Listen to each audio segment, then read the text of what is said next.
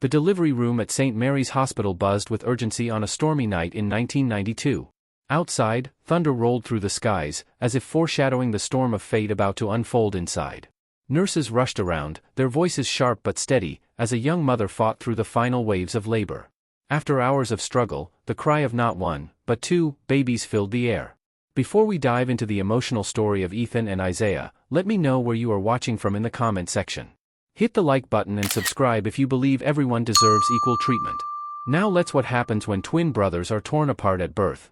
Twin boys. The mother, exhausted but overwhelmed with relief, reached out to touch them. But as the doctors cleaned the infants, the room fell into an uneasy silence. One baby had her warm olive skin and dark curls, a mirror of her heritage. The other, however, had pale skin and strikingly blue eyes. The twins were fraternal, not identical, but the difference in appearance went beyond that. The darker-skinned baby looked unmistakably black. The lighter-skinned twin could easily pass as white. In that moment, whispers began. The attending physician, Dr. Aldridge, exchanged a glance with the head nurse, a glance that carried unspoken judgment. To them, the birth of these boys wasn't just a medical event, it was a complication. Rumors had already swirled about the young mother's relationship. She was married to a white man, but neighbors whispered that another man, a black colleague from her workplace, had been too close. Now, the truth seemed to be swaddled in the arms of two tiny infants. Behind closed doors, decisions were made without compassion. The hospital staff, citing administrative confusion, recommended that the babies be registered separately. The official paperwork conveniently erased their twin connection. One child was placed in the arms of the husband's family, who saw in him the image they wanted to believe. The other was quietly funneled into the adoption system, under the vague explanation of special circumstances. The mother, broken by shame, was given little choice. Pressured by her husband's anger and the community's disapproval, she was forced into silence. Her twins, her blood, were torn apart before they even left the hospital. Years later, staff would recall how the darker-skinned twin was labeled unwanted. That word, stamped on a file folder, determined the trajectory of his entire life. The white-presenting twin, Ethan, was raised in a suburban home with manicured lawns and private schools. The black-presenting twin, Isaiah, grew up in foster care, passed from one family to another until he finally found a home that was loving but humble, worlds away from the privilege his brother enjoyed. Neither boy knew the other existed. But fate, though cruel in its secrecy, has a way of circling back. Their separation was not just a bureaucratic error. It was a decision soaked in prejudice, a moment where race dictated destiny. And for decades, the truth of that night lay buried in hospital archives, whispered only in half-forgotten conversations among retired nurses. Little did anyone know, those long-buried secrets would one day resurface. And when they did, the reunion of Ethan and Isaiah would not be a joyous embrace of brotherhood, it would become a mirror held up to society's deepest wounds, shattering hearts in its reflection. Ethan grew up never questioning the world around him. His childhood home sat in a quiet, tree-lined neighborhood where every mailbox gleamed with fresh paint and kids rode their bikes without fear. His adoptive parents, whom he believed were his biological ones, were affluent, kind, and fiercely protective of their only child. He wore tailored school uniforms and celebrated birthdays with parties so elaborate they could have been mistaken for weddings. His mother, a successful real estate broker, bragged to her friends about her son's grades. His father, an attorney, constantly reminded Ethan that he came from a strong bloodline of achievers. For Ethan, doors always seemed to open. Teachers encouraged him. Neighbors smiled at him. The police officer who caught him once speeding as a teenager simply issued a friendly warning, "Don't let me catch you again, kid." Ethan never knew what it meant to be doubted, to be dismissed, to be treated as less. Isaiah's world, however, could not have been more different. Placed into foster care within weeks of birth, he was shuffled through multiple homes before finally being adopted by the Robinsons, a working-class black couple with 4 children already. They loved Isaiah deeply, but love did not shield him from the harsh realities of his environment. The neighborhood where Isaiah grew up bore the marks of systemic neglect, cracked sidewalks, underfunded schools, and the constant presence of police sirens. Teachers often underestimated him, assuming his quiet demeanor meant a lack of ability. When Isaiah showed signs of brilliance in mathematics, his counselor dismissed the idea of college prep courses, steering him toward practical trades instead. Where Ethan was encouraged, Isaiah was discouraged. Where Ethan was excused, Isaiah was accused. By the time they were teenagers, the divide between the brothers, though they didn't know of each other, was already written across their lives. Ethan spent summers in Europe, attending leadership camps and learning to sail. Isaiah spent his summers working part-time jobs just to help his adoptive parents make ends meet. Ethan wore designer sneakers as fashion statements. Isaiah saved for months just to afford one decent pair, only to be eyed suspiciously by store clerks when he tried them on. And yet, Isaiah carried himself with quiet dignity. He was sensitive, thoughtful, and driven by a need to prove that he could rise above the low expectations set for him. His foster mother often told him, "The world won't hand you anything, Isaiah. You'll have to carve it out with your own 2 hands." What neither of them knew was that the invisible string of fate tied their lives together. They lived less than 50 miles apart. Ethan sometimes drove past the very neighborhoods Isaiah called home, unaware that the boy who looked like a stranger in the crowd was in fact his twin. The cruelest part of it all? Both young men carried the same crooked smile, the same sharp jawline, the same stubborn streak when challenged. But society saw them through different lenses, one as a young man destined for greatness, the other as a young man constantly forced to prove he deserved even a chance. Isaiah often wrestled with a haunting emptiness, a sense that something was missing. He didn't know why he hated hospitals, why he felt a strange pull whenever he saw blue-eyed children with curly hair, why he sometimes dreamt of being cradled beside another baby. He chalked it up to imagination, never realizing it was the whisper of a bond severed too soon. Meanwhile, Ethan's biggest struggle was deciding between Harvard or Yale. His future seemed limitless. He was being groomed to take over his father's law firm, to carry on a family name he believed was his by blood. But fate doesn't play favorites forever. The separate worlds of Ethan and Isaiah, one gilded, the other scarred, were destined to collide. And when they did, all the lies, the prejudice, and the stolen years would come crashing down in a revelation that would break not just their hearts, but the hearts of everyone who witnessed it. It started with a coincidence. Ethan had just begun his final year of law school. As part of a criminal justice seminar, he and his classmates were assigned to interview volunteers from underserved communities to better understand systemic inequality. His group visited a local youth center on the outskirts of the city. That's where he met Isaiah. Isaiah wasn't there as a participant. He worked at the center, tutoring teenagers in math and helping with after-school programs. He had already gained a reputation as the kid who made it out, someone younger children could look up to. His warm smile and easy rapport with the teens drew Ethan's attention. At first, Ethan couldn't shake the feeling that he had seen Isaiah before. There was something unsettling about looking into Isaiah's eyes, like staring into a distorted mirror. "You look familiar," Ethan said cautiously after their first conversation. Isaiah chuckled. "People say that sometimes. Guess I've just got one of those faces." But Ethan couldn't let it go. The same mannerisms, the same crooked smile, it was too much to ignore. When he returned to his apartment that night, he pulled up his own childhood photos, staring at them, then replaying his brief encounter with Isaiah in his head. The more he thought about it, the more obsessed he became. Weeks later, Ethan arranged to see Isaiah again under the pretense of continuing their project. This time, their conversation went deeper. They talked about childhood, about family. Ethan shared how his parents had always told him he was their miracle baby, born after years of failed attempts.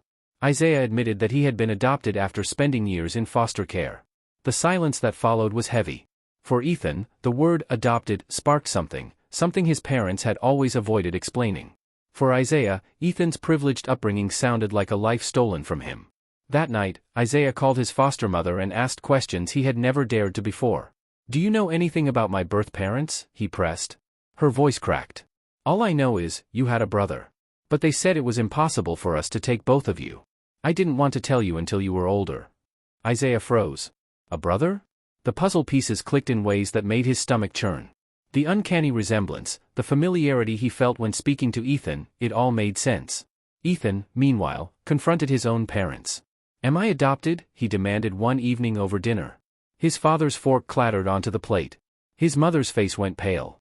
After a long silence, she whispered, "Yes." And just like that, the walls of privilege and secrecy began to crumble. Both young men, in separate homes, wrestled with the same revelation: they had a twin. Ethan's parents confessed they had gone through a private adoption agency. They were never told much about the biological family, only that Ethan had been the ideal match. His father admitted, almost defensively, "We wanted the child who would fit best into our world." Isaiah's foster mother had been told a similar story, but from the opposite side. The agency claimed they could only place one child with her family, and Isaiah was the less desired option because prospective families had passed over him due to his skin tone. It was a truth that burned. Not only had they been separated, but the very reason was steeped in prejudice. Race had dictated their futures. The next step was inevitable. Ethan and Isaiah had to know for sure. Together, they agreed to take a DNA test. The wait for the results was agonizing. Every day, both young men carried a storm inside them: hope, fear, anger, and a strange sense of longing. They weren't sure what they wanted more: confirmation of their bond, or for the entire suspicion to be a mistake. But when the results finally arrived, the truth shattered any lingering doubt. Ethan and Isaiah were identical twins. The revelation didn't just open old wounds, it tore them wide open. Because knowing the truth was one thing. Living with it was another. The DNA results lay on the table between them, the words in black and white: identical twins. 99.99% match. Ethan's hands trembled as he stared at the paper. Isaiah sat across from him, silent, his jaw tight. For a long moment, neither spoke. Then, finally, Isaiah broke the silence. "So it's true," he said softly, his voice almost breaking. "All this time, we were living just a few miles apart. And he stopped, shaking his head. "I thought I was unwanted." Ethan's throat tightened. He wanted to comfort his brother, to erase years of pain, but what words could undo a lifetime of loss? The first confrontation was with Ethan's parents. They had invited Isaiah to their home, though the atmosphere was tense and uncertain. His mother set out tea as though they were hosting a polite guest, but the fear in her eyes betrayed her. "You knew," Ethan said sharply, staring at his father.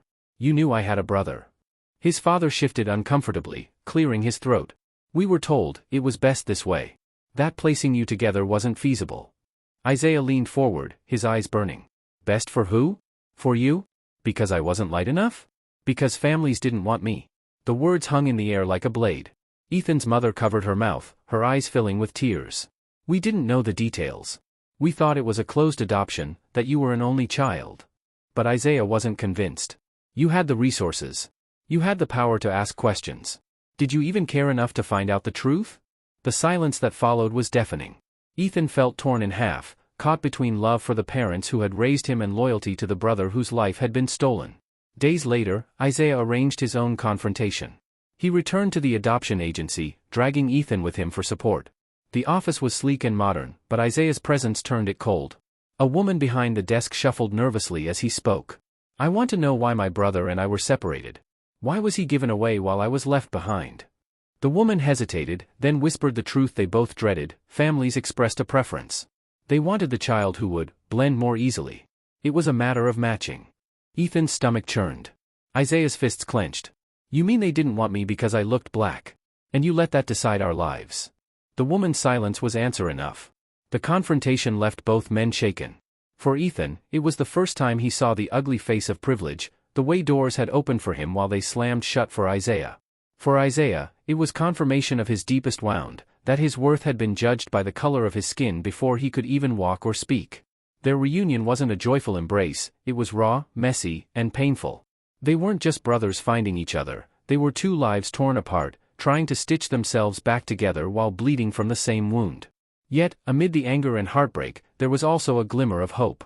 One night, as they sat together in Isaiah's small apartment, Ethan whispered, "We can't change what happened. But maybe, we can decide what happens next." Isaiah studied him for a long moment, then nodded. "Yeah. Brothers don't walk away." That night marked a turning point. Not in the sense that their pain was healed, it wasn't, but because they chose to face it together. Still, the road ahead was not simple. Their families were divided, their identities shaken, and the scars of systemic injustice ran deep. But the bond they now shared was undeniable. And soon, their story would ripple beyond their personal lives, challenging the very system that had kept them apart.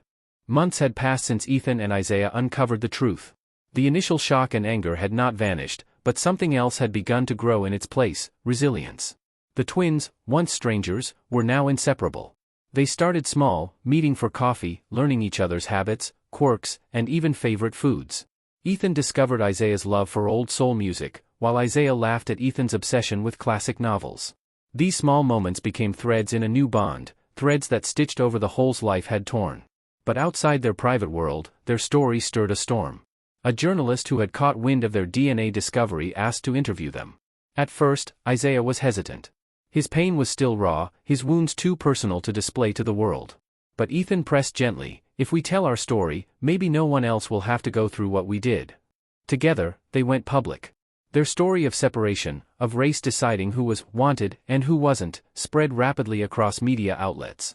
Headlines captured the injustice: twins torn apart by adoption bias. People were outraged.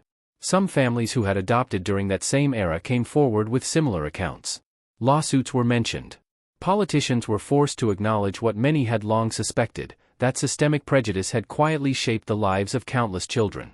For Isaiah, speaking out was both painful and freeing. For the first time, his story was heard, not as a statistic, not as an afterthought, but as a voice demanding recognition. Ethan stood by his side, no longer just a brother in name but in purpose. Their parents struggled. Ethan's mother, in particular, carried a heavy guilt. She began attending every event the twins spoke at, tears in her eyes as she whispered apologies that words could never fully heal.